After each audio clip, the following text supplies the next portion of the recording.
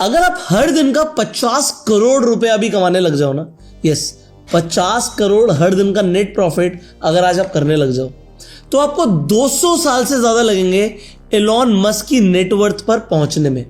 But सबसे बड़ा सवाल है, एलॉन मस्क इतनी बड़ी नेटवर्थ पर पहुंचा कैसे? एक इंसान के लिए जो 50 करोड़ दिन का भी कमा ले तो भी 200 साल में पहुंचना इस नेटवर्थ पर इम्पॉसिबल है। तो ये क्या रोबोट है?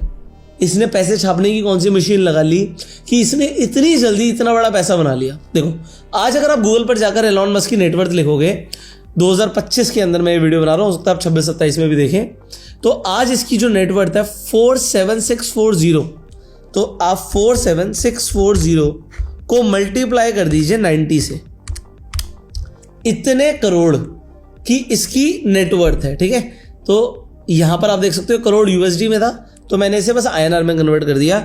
ये नंबर आ रहा है 42 लाख करोड़ से ज्यादा पैसा। अब देखो, आज इसकी जो एज है वो है 54। ठीक है, मैं मान के चलता हूं इसने 18 साल में शुरू किया होगा, तो 54 माइनस 18 36 साल आ गए। इसे आप 36 साल से डिवाइड कर दीजिए तो हमें यह पता लग जाएगा एलॉन मस्क ने हर साल कितना पैसा बनाया। एलॉन मस्क ने हर साल पैसा बनाया 1,19,000 करोड़।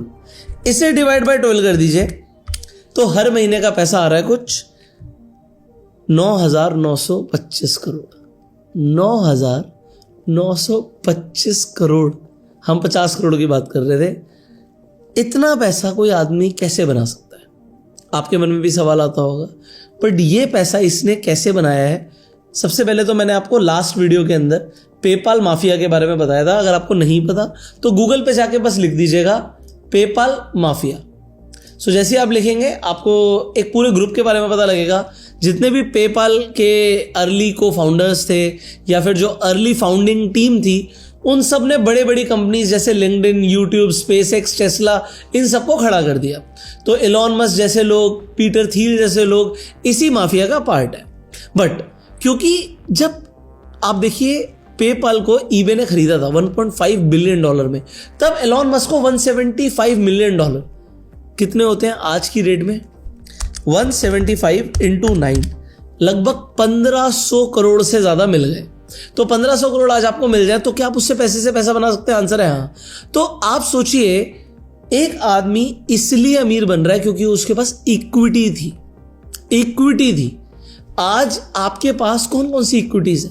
आपकी इन्वेस्टमेंट्स कहाँ कहाँ है? आप कहोगे सर इतनी बड़ी बड़ी बातें मत करो, मेरे पास तो 500, 1000, 10,000, 20,000 रुपए है, मुझे उससे शुरू करना है, मैं कैसे करूं? अब बनना एलॉन मस्क है तो बेसिक्स तो कम से कम राइट होने चाहिए ना। अब बेसिक्स को अगर राइट करना है तो आज सबसे पहले मैं बिगनर्स के लिए वीडियो बना रहा हूं कि आपको समझ आए कि इन्वेस्टिंग कैसे करते हैं, इन्वेस्टिंग करने में क्या रिस्क होता है और उससे आप लाइफ में क्या क्रिएट कर सकते हो। तो आज मैं सबसे पहले आपको 10 ऐसे एसेट्स के बारे में बताऊंगा या इन्वेस्टमेंट ऑप्शंस के बारे में बताऊंगा। तो यहां पर मैं एसेट्स लिख रहा हूं और यहां पर मैं सबसे पहले रिस्क लिख रहा हूं। तो मैं आपको रिस्क के अकॉर्डिंग बताऊंगा कि आप पैसा कहां कहां लगा सकते हो जहां से आपका पैसा बढ़ेगा। बट एट दी एंड आपको ये समझना है, ये लोग इतने अमीर इसलिए बनते हैं क्योंकि इनकी कंपनीज को वैल्यूएशन इतनी तगड़ी मिलती है।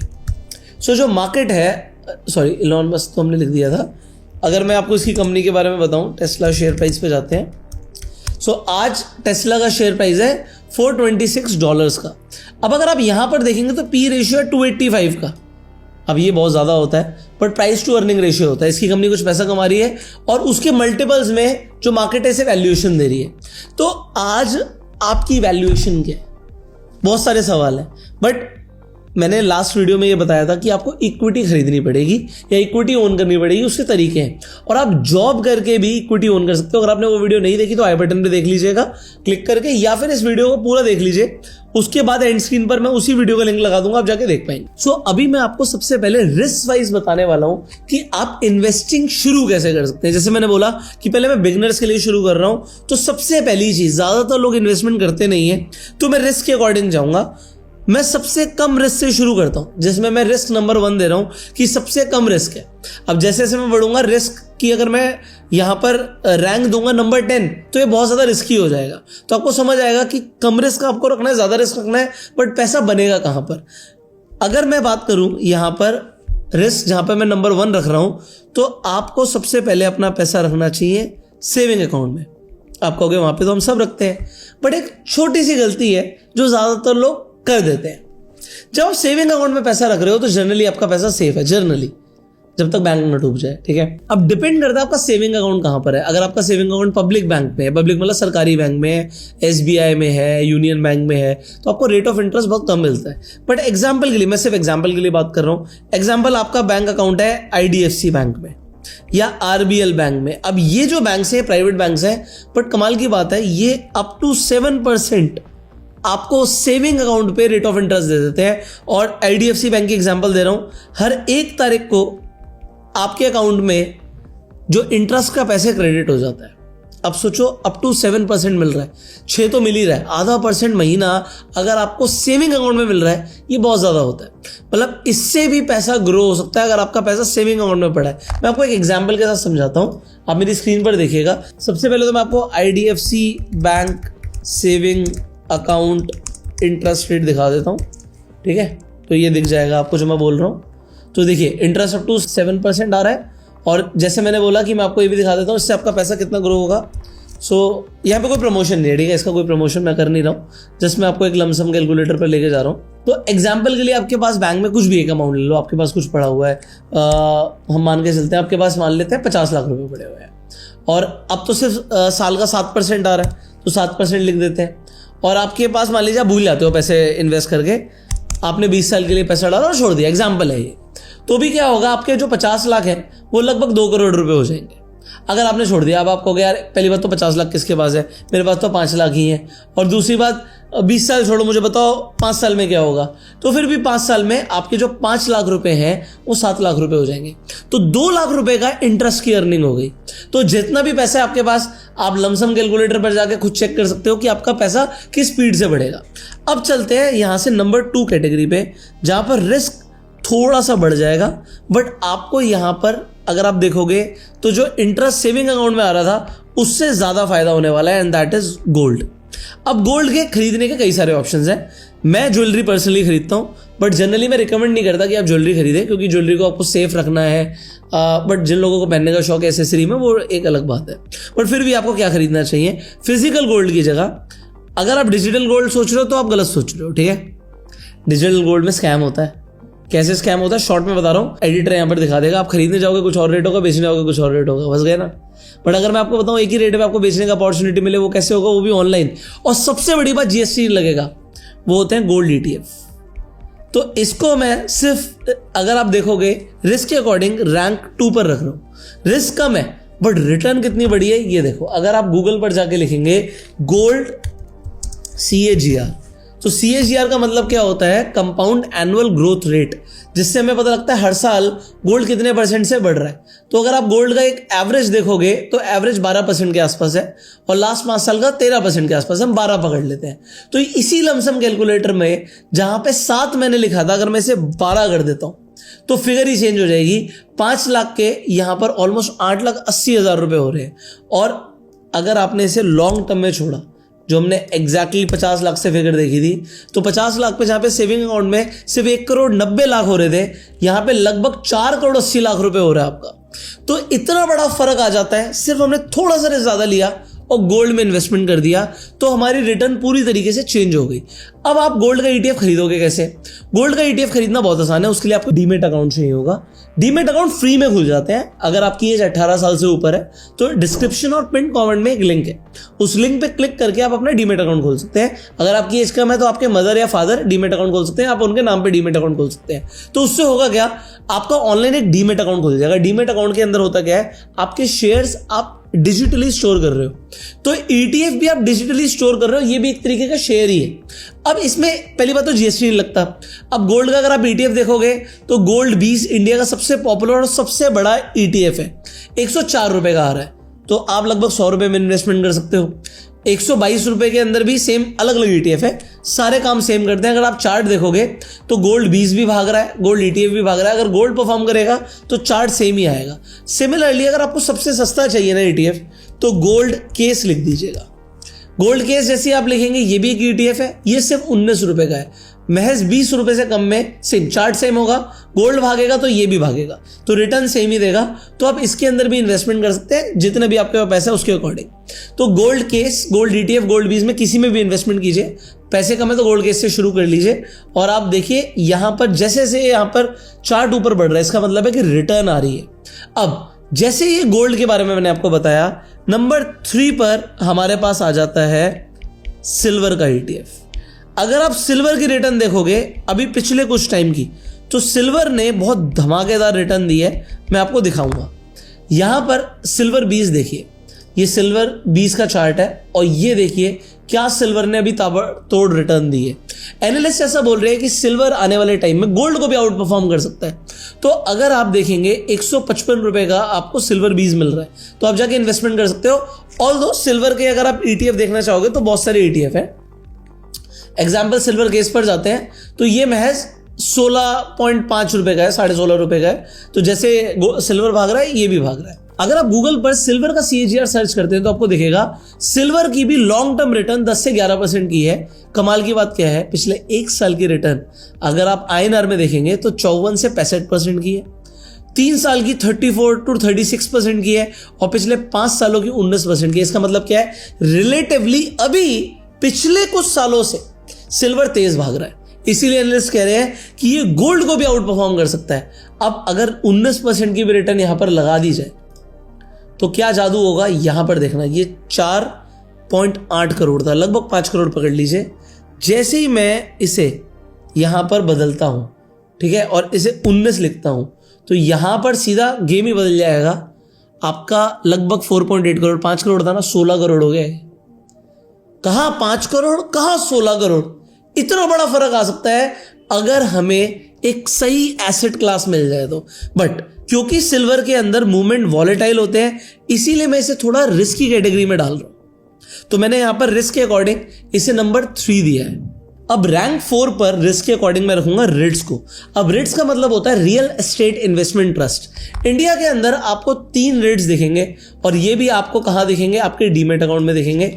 आपको REIT अगर आप लिख दोगे तो यहाँ पे REIT लिखते ही एम्बेसी, माइंडस्पेस, ये नाम आ जाएंगे आपको। और तीसरा है ब्रुकफील्ड, BIRET के नाम से आपको मिल जाएगा। ये रहा ब्रुकफील्ड हमारा। सो अगर आप यहाँ पर देखोगे एम्बेसी, माइंडस्पेस और ब्रिट, हमने तीनों ले लिए, तीनों देखोगे तो 500 रुपए से कम में।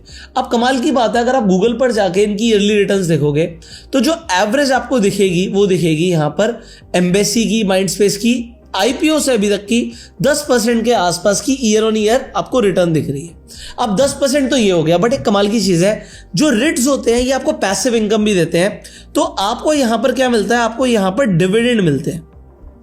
डिविडेंड कितने होते हैं ये भी मैं आपको बता देता हूं।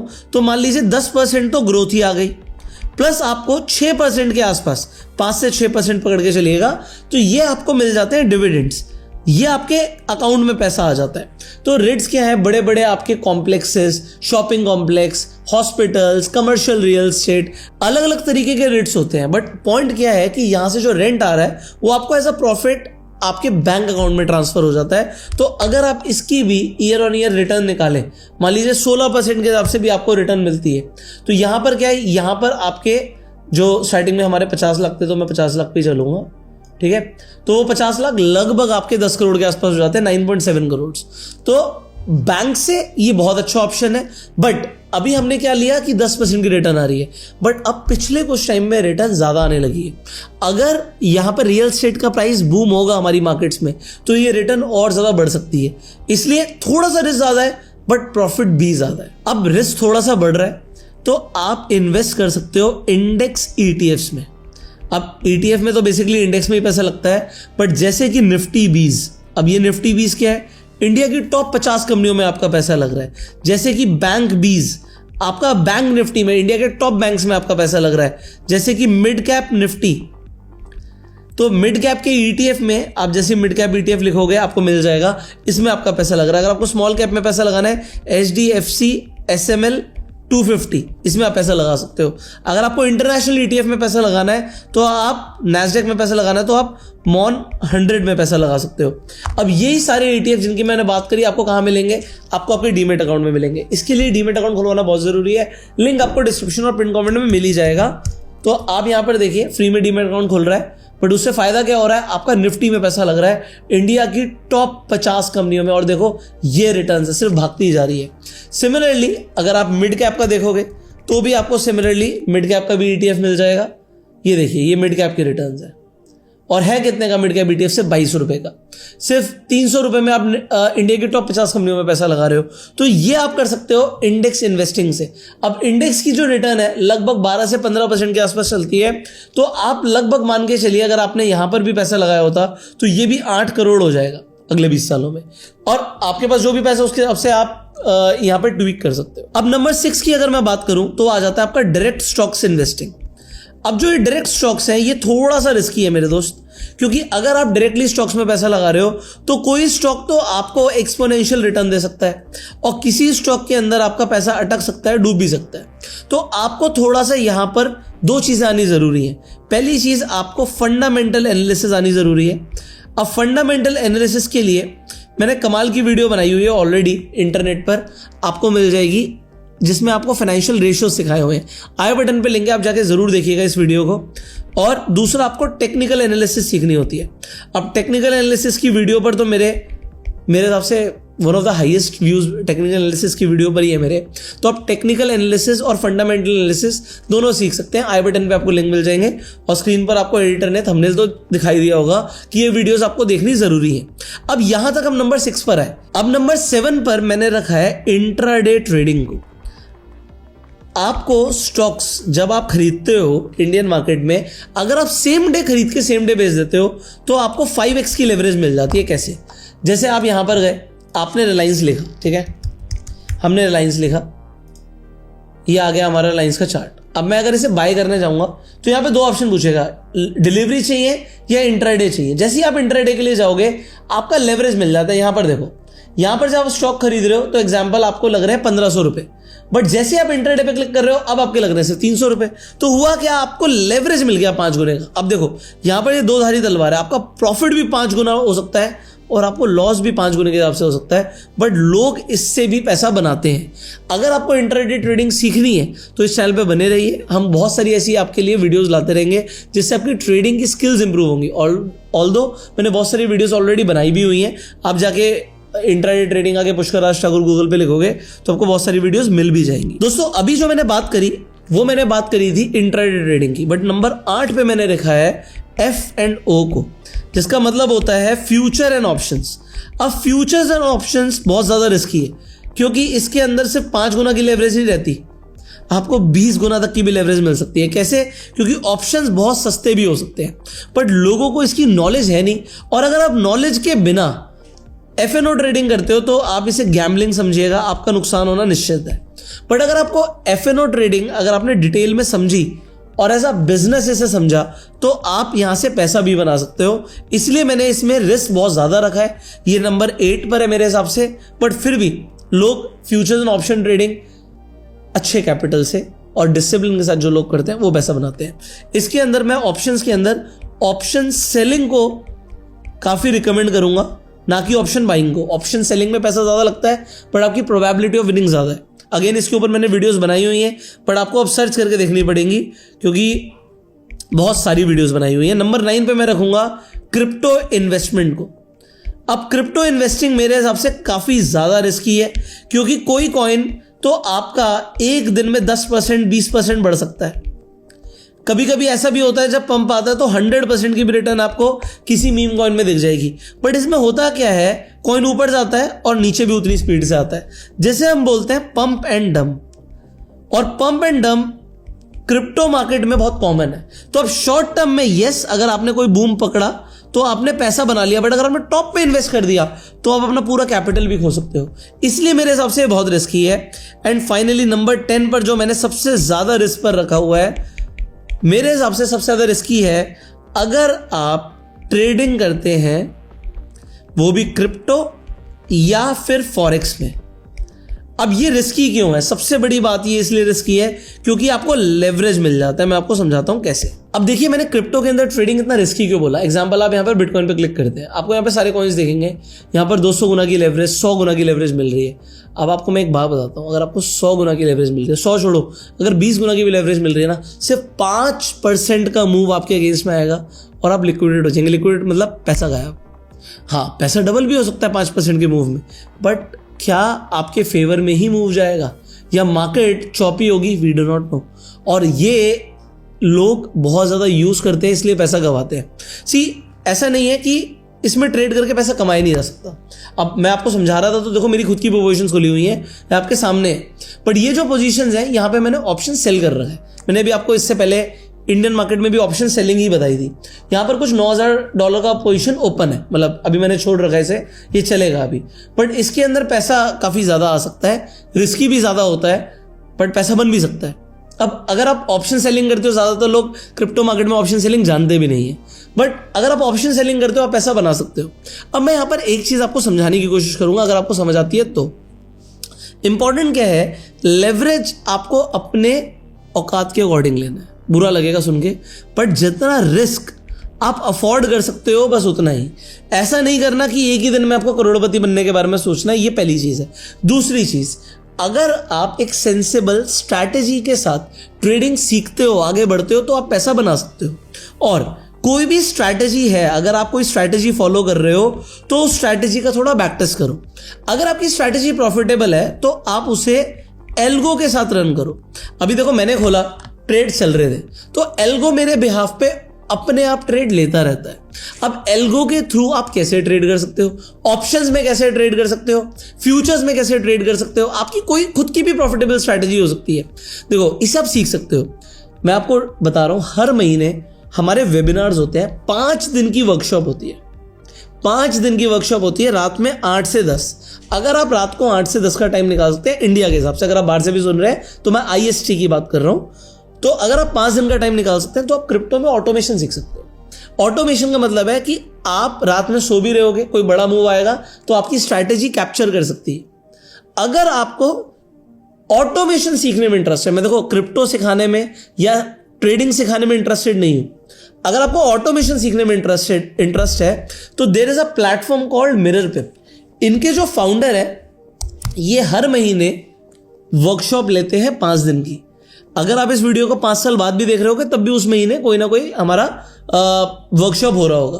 तो आपको एक लिंक मिलेगा रेजर पे का, डिस्क्रिप्शन और पिन कमेंट में, उस पर आके आप क्लिक कर सकते हो। इसके चार्जेस क्या है? 100 रुपीज पर डे, मतलब 500 रुपए के चार्जेस हैं 5 दिन के। अगर आप ऑटोमेशन सीखने में इंटरेस्टेड है, सिर्फ तभी एनरोल कीजिएगा। अगर आप इंटरेस्टेड नहीं है, आप कुछ और सीखना चाहते हो, तो आप बिल्कुल भी एनरोल मत कीजिएगा। मतलब हमें सिर्फ वो स्टूडेंट्स चाहिए जो ऑटोमेशन सीखना चाहते हो और स्पेसिफिकली इंटरेस्टेड है कि मेरी स्ट्रैटेजी ऑटोमेट हो जाए। और अगर आपको कुछ प्रॉफिटेबल स्ट्रैटेजीज चाहिए, जैसे यहाँ पर जो मेरी स्ट्रैटेजी चल रही है ऑप्शन सेलिंग की, इस तरीके की कुछ स्ट्रैटेजी आप सीखना चाहते हो जो पोजिशनल भी हो, जिससे पैसा बने, तो आप इस वर्कशॉप को ज्वाइन कर सकते हो। बट हम ऑटोमेशन सिखाएंगे, मैं आपको पहले बता रहा हूँ। अगर आपका कोई भी डाउट है, प्लीज ज्वाइन मत करना। अगर आपको 5 दिन टाइम निकालने में आप इंटरेस्टेड है, क्योंकि ये जो फीस है सिर्फ इसलिए है कि जो लोग सीरियस है सिर्फ वही ज्वाइन करें, अदरवाइज हमें पैसे में भी इंटरेस्ट नहीं है। सिर्फ इंटरेस्टेड स्टूडेंट्स चाहिए जो ऑटोमेशन को सीखना चाहते हैं। अब आपको मैंने बता दिया, लिंक डिस्क्रिप्शन पिन कमेंट में। अगर आपको वर्कशॉप ज्वाइन करनी है, हर महीने होती है। आप बाद में भी वीडियो देख रहे हैं तो देख लीजिएगा नेक्स्ट बैच कब है, और वर्कशॉप की डिटेल आप जब रेजर पे के लिंक पे क्लिक करेंगे तो आपको मिल जाएंगी। सो इस वीडियो के अंदर हमने 10 अलग अलग इन्वेस्टमेंट अपॉर्चुनिटीज के बारे में जाना अकॉर्डिंग टू द रिस्क। सबसे ज्यादा रिस्की है क्रिप्टो में ट्रेडिंग, फॉरेक्स में ट्रेडिंग। अब फॉरेक्स इंडिया में लीगल नहीं है, इसलिए मैं इसके ऊपर बात नहीं कर रहा हूं, बट ये रिस्की बहुत है। 9th नंबर पे मैंने रखा क्रिप्टो इन्वेस्टिंग को, मैंने बताया पंप एंड डंप होता है। 8वें नंबर पे मैंने रखा FNO ट्रेडिंग को, इंडियन मार्केट में फ्यूचर्स एंड ऑप्शंस के अंदर, बट इसके ऊपर मैंने कई सारी वीडियोस बनाई हैं, आप जाके सीख सकते हैं। 7वें नंबर पे मैंने रखा इंट्राडे ट्रेडिंग को, 5 गुने का लेवरेज मिलता है। 6ठे नंबर पे मैंने रखा डायरेक्ट स्टॉक इन्वेस्टिंग को। यस, कई स्टॉक्स भाग सकते हैं, आपको मल्टी बैगर रिटर्न दे सकते हैं, जैसे अडानी के कई सारे स्टॉक्स ने दिया, बट कई सारे स्टॉक्स येस बैंक भी बन सकते हैं। आपको स्क्रीन पर चार्ट एडिटर ने लगाकर दिखाया होगा कि कैसे स्टॉक्स में फायदा और नुकसान दोनों हो सकता है। 5वें नंबर पे हमने रखा इंडेक्स ETFs को। मैंने कई सारे एग्जांपल दिए, 5 एग्जांपल दिए थे आपको, Nifty 20, bank 20, mid cap, small cap और नैस्डैक मतलब ऑन 100। फोर्थ नंबर पे हमने रेट्स की बात करी थी, रियल एस्टेट इन्वेस्टमेंट ट्रस्ट। तीसरे नंबर पे हमने सिल्वर ईटीएफ की बात करी थी। दूसरे नंबर पे हमने गोल्ड ईटीएफ की बात करी थी। और नंबर 1 पर हमने बात करी थी सेविंग अकाउंट की। सेविंग अकाउंट से भी पैसा अर्न कर सकते हैं। अब आपके अकॉर्डिंग सबसे अच्छा इन्वेस्टमेंट ऑप्शन कौन सा है जिसके ऊपर आप फोकस करने वाले हैं? कमेंट में जरूर बताइएगा। इस वीडियो को शेयर जरूर करना, क्योंकि मैक्सिमम लोगों को अभी पता ही नहीं है कि उन्हें कहां पर इन्वेस्टमेंट करना चाहिए और कहां पर कितना रिस्क है। सो आपके शेयर करने से लोगों तक अवेयरनेस पहुंचेगी। सब्सक्राइब कर लीजिए, बेल आइकन पर क्लिक करिए, क्योंकि हम आपसे मिलेंगे अगली वीडियो में। तब तक के लिए you go self made and जय हिंद।